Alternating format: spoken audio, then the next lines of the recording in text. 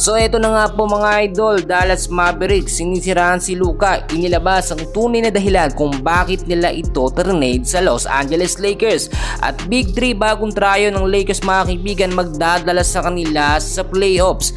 Well, bago natin yan ipagpatuloy kaibigan ko, huwag nyo munang kakalimutan na mag-like and subscribe sa ating channel bilang pagsuporta.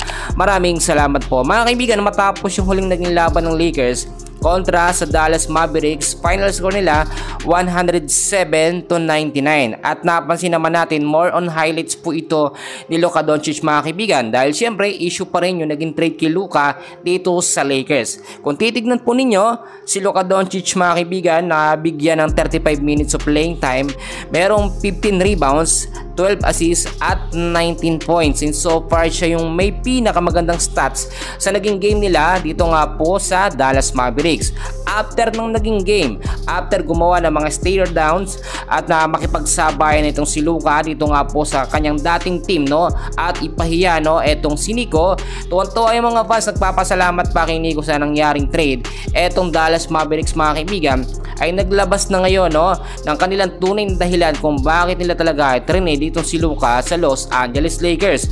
Bukod kasi mga kaibigan sa iba't ibang mga issue naglalabasan, ang Dallas ay naglabas ng mga larawan na kung saan makikita natin, eto mga kaibigan, wala namang ibang panggagalingan to, kundi sa Dallas management lamang. Nagawa nga nilang takpan yung mukha ni Luka sa isang promotional video. Paninira disrespectful yun mga kaibigan. Eto pa kaya, tignan nyo mabuti ilang mga larawan na kung saan umiinom ng beer si Luka at nag-i-smoke, yung ginagawa dito mga kaibigan ni Luka, ito po yung tinatawag natin sa Middle East na shisha, or sabihin na natin mataas na standard ng paninigarilyo, talagang flavoring yan, zero po ang ginagamit dyan. Usually sa mga Middle East yan, sa mga lugar po kagaya ng bansa ni Luka, Siberian, sa Syrian, dyan po ginagamit yan mga kaibigan. Shisha po ang tawag dyan. Marami nagsasabi na ito talaga yung pinaka main reason kaya trade si Luka sa Los Angeles Lakers. Bakit mga kaibigan? Kapag ikaw yung nag-i-smoke or naninigarilyo ka, hihina ang resistensya mo, mananaba ka at babagal, tatamarin ka. Pero kung titignan nyo mga kaibigan, talagang gumagawa lang ng paninira ang Dallas Mavericks dito kay Luka para magkaroon ng health issue. Nakita nyo yung nangyari mga kaibigan kay Mark Williams, kaya na-cancel yung trade niya dito sa Lakers, ay dahil sa health issue. Bakit daw po kay Luka hindi sinilip yung ganong klaseng health issue at pumayag agad na ma-trade dito nga sa Lakers, Yan ang iniiyak mga kaibigan ng Dallas Mavericks. Tignan nyo mabuti, papatunayan ko sa inyo na talagang peke yung pinapakita dyan, paninira lamang yun ng Dallas Mavericks. Yung mga picture na yan, dati pa po yan mga kaibigan, nasa Dallas pa si Luka niyan. Si Luka mga kaibigan nakapagtala ng 15 rebounds, 15 rebounds yan mga kaibigan, hindi yan basta-basta. Ibig sabihin, talagang si Luka napaka-athletic. Talagang talon siya ng talon, napaka-agresibo. Tignan nyo, hindi agad-agad napapagod, Ang tibay ng resistensya at nakakasabay. Tignan nyo, mabigyan siya ng 35 minutes mga kaibigan. Kung ibang player yan na nag-i-smoke, naninigarilyo, for sure, pagod na pagod yan, hindi yan tatagal ng 35 minutes of playing time. Hindi pa makakagawa ng rebound dahil tatamarin kang tumalon mga kaibigan. So nagkakamali dyan kung kala ng Dallas masisira nila si Luka. Well, hindi na mga kaibigan, dahil sila ang nasiraan sa ginawa nila kay Luka Doncic. Mga kaibigan, ito pa, dagdag ko sa inyo panibagong tryo, o Big 3 ng Los Angeles Lakers na talagang nagdadala sa kanila sa playoffs.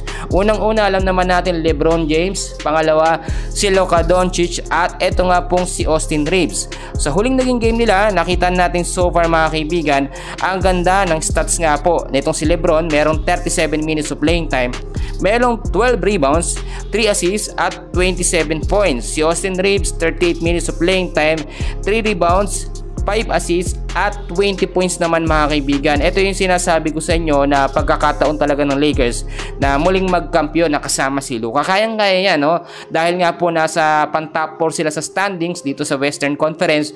Malaki na yung assurance na makapasok sila sa playoffs. Samantalang dahil nga po itong Dallas Mavericks bitter pa rin at medyo naiinis pa rin sa kanilang sitwasyon ngayon dahil sa nangyaring trade. Lugin-lugi kasi sila. Ang akala po kasi ng Dallas Mavericks, simula nung matrade nila si Luka dito nga po sa Los Angeles Angeles Lakers, hindi agad-agad nilang gagamitin si Luka. Nagkamali sila dahil babad na babad at gamit na gamit si Luka, at bukod pa doon, napakaganda ho ng pinapakita. Samantalang si Anthony Davis naman nasa bench, no, after 6 or 7 games pa ng Dallas, saka pa po siya makakapaglaro. Marami ding nagsasabi na kung nakapaglaro daw po si Anthony Davis, for sure daw matatalo, no, or matatambakan ng Dallas eto nga pong Los Angeles Lakers. Kasi sa huling laban ng Dallas, tinambakan sila ng Warriors, ang Lakers hindi daw po matambakan, no, etong Dallas Mavericks. Well, mga kaibigan ko, iba't ibang sitwasyon po ang nangyayari depende sa player na pumapasok. Kung nandyan po itong si Anthony Davis sa laban nila, no, kontra nga dito sa Los Angeles Lakers, for sure, mag-iibang sitwasyon, mag-iibang sistema.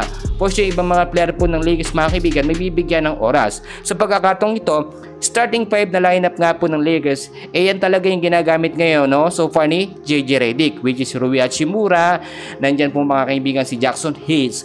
Legit na sentro, etong si Luka Doncic, LeBron James, at si Austin Reeves. Yung starting 5 na yan, mga kaibigan, asahan nyo, magdadala yan sa Lakers sa playoffs at mas gagamitin pa at mas may improve pa ni JJ Redick sa kanyang panibagong sistema. Ang tanong din ng mga fans, kailangan pa bang magdagdag ng Lakers ng panibagong big man para sa adjustment? Well, mga kaibigan, kailangan pa, kasi kaya nga po kumuha ng Alex Len, reserve sana, no, o substitute nitong si Jackson Hayes. Ang problema naman kay Alex Len, mga kaibigan, walang consistency, takot mag-take ng race at hindi po nakakasabay. Mga kaibigan, yan muna ang update natin for today. And please huwag niyong kakalimutan na mag-like and subscribe sa ating channel bilang pagsuporta. Maraming salamat po.